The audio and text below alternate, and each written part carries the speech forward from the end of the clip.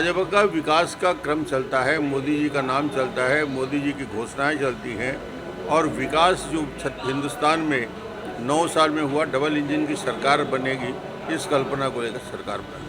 हिंदुस्तान में बहुत clear cut majority की ओर संकेत दिखा रहा है और आगे बढ़ के राजस्थान में सरकार बना रहे हैं और मध्य प्रदेश में भी शिवराज जी फिर से मुख्यमंत्री बनेंगे पूरे बहुमत के साथ। मध्य प्रदेश में भी भारतीय जनता पार्टी का परचम लहराएगा और सीएम का निर्णय, हमारे केंद्रीय पर्यवेक्षक आने वाले हैं, उनके साथ बैठेंगे, विधायक दल के चुने हुए हमारे विधायक साथी बैठेंगे और दल का नेता का चयन विधायक दल की बैठक में, पहली बैठक में ही होता है और जो दल का नेता का चयन होता है विधायकों के द्वारा, उसको ही केंद्रीय नेतृत्व और उसके पर्यवेक्षक आने वाले समय में मुख्यमंत्री के रूप में प्रस्तुत करते हैं। तो सीएम को ये नहीं दिख रहा है कि कांग्रेस का इस पूरे चुनाव अभियान में और एग्जिट पोल में कितना ज़्यादा डाउनफॉल दिख रहा है। जो 75 की बात करते थे, अब वो 57 और नीचे और 40 और 42 तक पहुंचा रही है एग्जिट पोल। तो इसका मतलब ये हुआ कि गिरावट इतना तेज़ी से हो रहा है कांग्रेस का, और ये वोटों में जब तब्दील होगा तो आप देखेंगे कांग्रेस 40 और 42 में सिमट कर रह जाएगी। डॉक्टर साहब, राजनांदगांव विधानसभा से क्या लगता है आपको, कितने मतों से आप विजयी होंगे? अच्छे वोटों से, और अभी तक जितने चुनाव में राजनांदगांव में लीड मिला है 3 चुनाव में, उससे ज़्यादा होगा। धन बल का बहुत उपयोग हुआ, पैसे को लुटाया गया, करोड़ों रुपये को फूका गया, मगर राजनांदगांव की जनता को खरीदा नहीं जा सकता।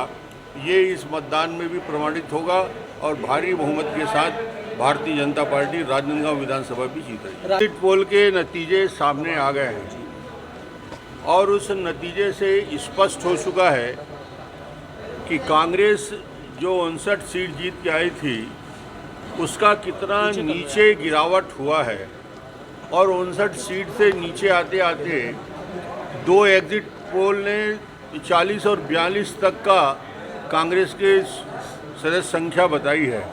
इसका मतलब है 69 से 42 और 40 तक आ गए।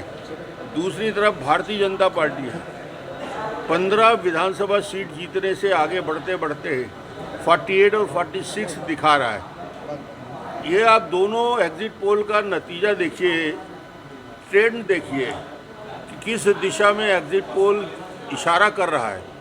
एक तरफ 15 से 48 जाने का क्रम दिखा रहा है बढ़ते क्रम में, और एक घटते क्रम में।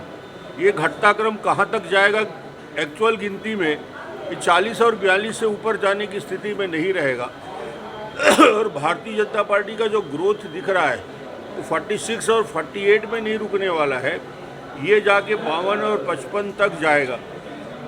और ये रुझान जो स्पष्ट रूप से लोगों को समझ में नहीं आया, उसमें महिलाओं का जो रुझान है और युवकों का जो रुझान है और घोषणा पत्र का जो मुद्दे हैं, ये वोटों के रूप में तब्दील होते हुए दिख रहा है।